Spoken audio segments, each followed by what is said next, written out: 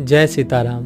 सनातन संस्कार के इस चैनल पर मैं सिद्धार्थ द्विवेदी आप सभी का स्वागत करता हूँ। महाराज मनु और माता शतरूपा भगवान को प्राप्त करने के लिए सहस्त्रों वर्षों तक तपस्या करते हैं। पहले भोजन, फिर फल, फिर जल और अंत में वायु का भी त्याग करके निराहार हो जाते हैं।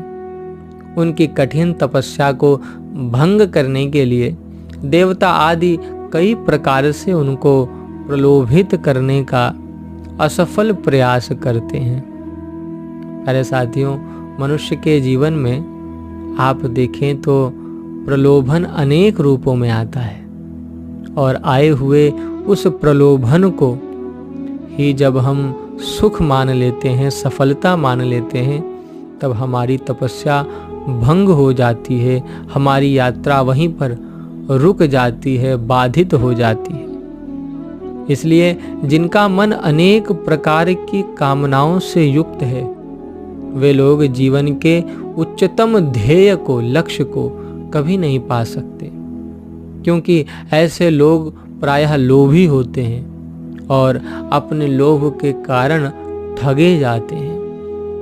जीवन में ऊंची से ऊंची वस्तु तो हर कोई पाना चाहता है और तदनुसार प्रयास भी करता है, किंतु सबको वह वस्तु प्राप्त ही हो जाए ऐसा नहीं होता। वास्तव में प्रयास करने का प्राप्त करने से उतना संबंध नहीं है जितना कि उस इच्छित वस्तु के प्रति हमारे और आपके मन का समर्पण है। जिसके अंतःकरण में इच्छित वस्तु, व्यक्ति, पदार्थ, परिस्थिति आदि के प्रति पूरा समर्पण होता है, उसका ही अंतःकरण हर प्रकार की कामनाओं से रहित होकर के दृढ़ निश्चय वाला हो पाता है। इसलिए तपस्या कह लीजिए या आज के परिप्रेक्ष्य में अगर हम कहें तो प्रयास कह लीजिए, तभी सफल हो सकता है जब हम जो चाहते हैं उसके प्रति हमारा दृढ़ निश्चय हो। महाराज मनु और माता शतरूपा का चरित्र दृढ़ निश्चय वाला चरित्र है। ऐसा चरित्र जो किसी भी प्रकार के प्रलोभनों से विचलित नहीं होता, गिरता नहीं। और अगर गंभीरता से हम और आप विचार करें तो वास्तव में ऐसा ही चरित्र महान है, अनुकरणीय है, जो किसी भी प्रकार के प्रलोभन से, लोभ से ग्रसित ना हो। ऐसे ही चरित्र से व्यक्ति, समाज और राष्ट्र का कल्याण संभव हो सकता है। प्यारे साथियों, महाराज मनु और माता शतरूपा की तपस्या से भगवान प्रसन्न हो जाते हैं और उन्हें इच्छित फल प्रदान करते हैं। वे भगवान को पुत्र रूप में मांग करके फिर सदा के लिए सुखी हो जाते हैं। अब यहाँ पर अगर आप विचार करें तो भगवान का प्रसन्न होना और इच्छित फल प्रदान करना बहुत बड़ा सूत्र है, क्योंकि इच्छित इच्छा होती है, इच्छित फल कभी नहीं होता। इच्छा आप और हम किसी भी प्रकार की और किसी भी चीज़ की कर सकते हैं, उसमें हम और आप स्वतंत्र हैं, किंतु फल में हम स्वतंत्र नहीं हैं। इच्छा अनुकूल फल मिलेगा ही ऐसा कहीं भी नहीं लिखा।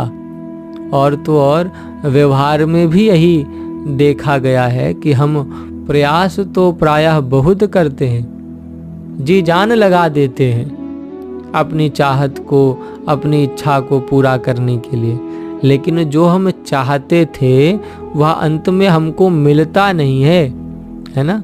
ऐसा होता है ना? इसका अभिप्राय क्या हुआ?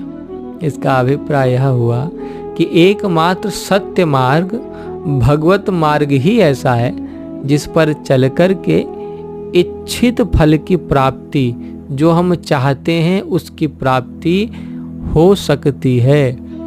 संसार को पाने की, सांसारिक वस्तुओं को, व्यक्तियों को, पदार्थों को पाने की जो इच्छा है हम कर तो सकते हैं, लेकिन वह मिलेगा ही यह निश्चित नहीं है, ना ही कहीं लिखा है ये मिलेगा ही मिलेगा। किंतु परमात्मा मिलेंगे और हम जो चाहते हैं वह भी उनसे मिल जाएगा, यह निश्चित है। इसलिए सत्य मार्ग तो एकमात्र भगवत मार्ग ही है, जिस पर चल करके समस्त इच्छाओं की पूर्ति हो सकती है और जीव सदा के लिए सुखी हो सकता है। प्यारे साथियों, महाराज मनु और माता शतरूपा के चरित्र से निकले इस सूत्र पर आप विचार अवश्य करें और अपनी प्रतिक्रिया कमेंट के माध्यम से हम तक अवश्य पहुंचाएं। जय सीताराम।